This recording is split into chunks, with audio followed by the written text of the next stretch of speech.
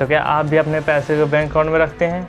हो सकता है कि आपको अगले कुछ महीनों में प्रॉपर्टी लेना हो, इवेंट के लिए हो, या फिर कोई अच्छा सा इन्वेस्टमेंट प्लान सोच रहे हैं। तो आप भी बहुत बड़ी गलती कर रहे हैं, क्योंकि हर साल आपका बैंक आपके पैसे को खा रहा है और आपको पता भी नहीं चल रहा है। क्योंकि जैसा कि आपको पता होगा कि हर साल इन्फ्लेशन रेट 4 से 5% की दर से बढ़ रही है, और आपका बैंक अकाउंट कितना देता है रिटर्न? 2 से 3%। इसका मतलब क्या है? इसका मतलब ये है कि हर साल आपका पैसा बैंक अकाउंट में कम होता जा रहा है। तो बैंक के इसी ट्रैप से बचने के लिए लिक्विड फंड को बनाया गया है। तो आज की वीडियो में हम इसी को समझेंगे कि लिक्विड फंड होता क्या है, अच्छे लिक्विड फंड कैसे चूज़ करें, किन लोगों को इसमें इन्वेस्ट करना चाहिए और किसे नहीं करना चाहिए, और चौथा ये है कि टैक्सेशन रूल क्या होते हैं। तो आज की वीडियो में हम इन सारी बात को कवर करेंगे, तो वीडियो को आखिर तक ज़रूर देखें। तो लिक्विड फंड क्या होते हैं?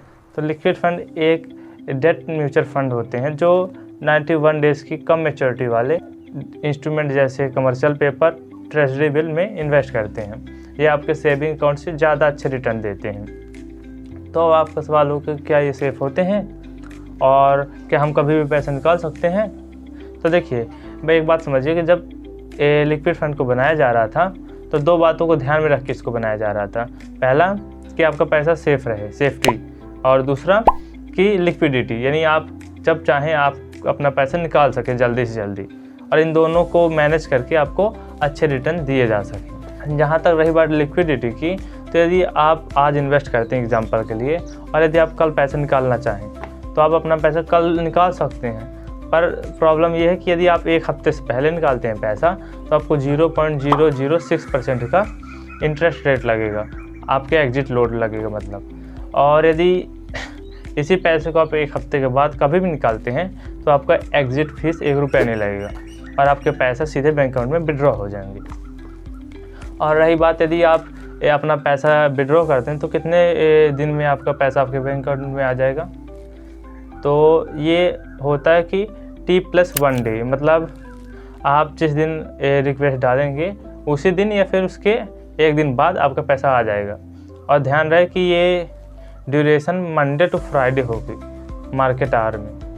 तो अच्छे लिक्विड फंड कैसे चूज़ करें, तो इसको समझने के लिए हम एक एग्जांपल लेते हैं एक्सिस लिक्विड फंड का। ये एक एग्जांपल है, कोई वो सजेशन नहीं है, ठीक है। तो हम लेते हैं, तो देखिए जब हम किसी भी लिक्विड फंड में हम इन्वेस्ट करते हैं तो पहले कुछ बातों को ध्यान देते हैं। पहला कि हम ये इन्वेस्ट कहाँ करता है, अगर हमें पता होना चाहिए कि अच्छी जगह में इन्वेस्ट कर रहा है कि नहीं।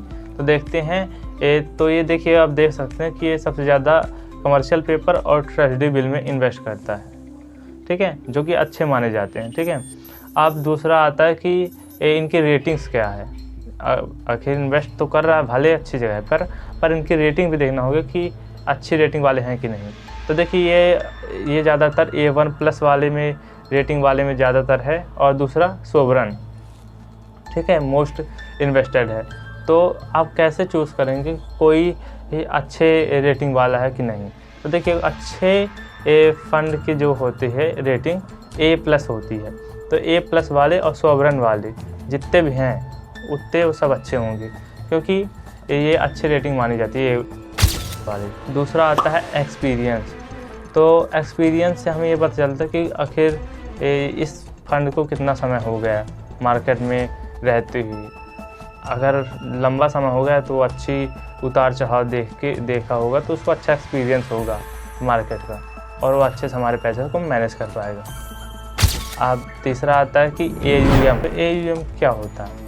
AUM होता है अंडर एसेट मैनेजमेंट, यानी कि कोई भी फंड मैनेजर कितना पैसा मैनेज करता है। ये क्यों ज़रूरी होता है?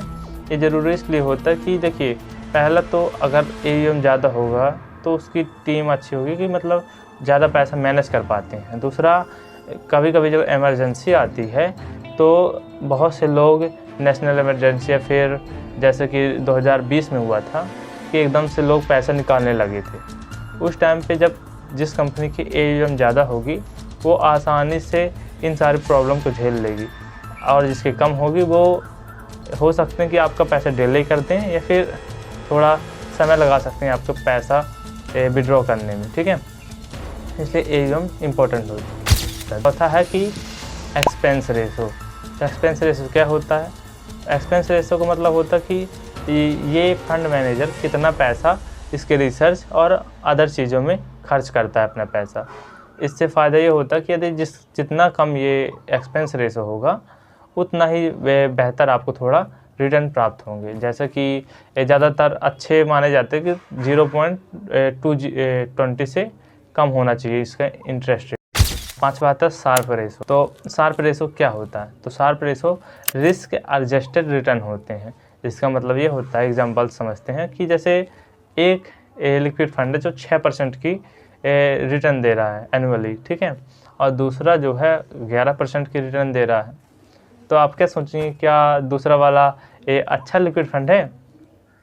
तो आंसर है नहीं, क्योंकि हो सकता है कि जो दूसरा वाला अच्छे रिटर्न दे रहा है वो उस रिटर्न के लिए ज़्यादा रिस्क ले रहा हो, तो आपका पैसा रिस्क में डाल सकता है वो।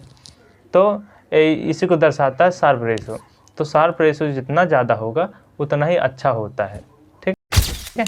अब आता है किसको इसमें इन्वेस्ट करना चाहिए और किसको नहीं करना चाहिए।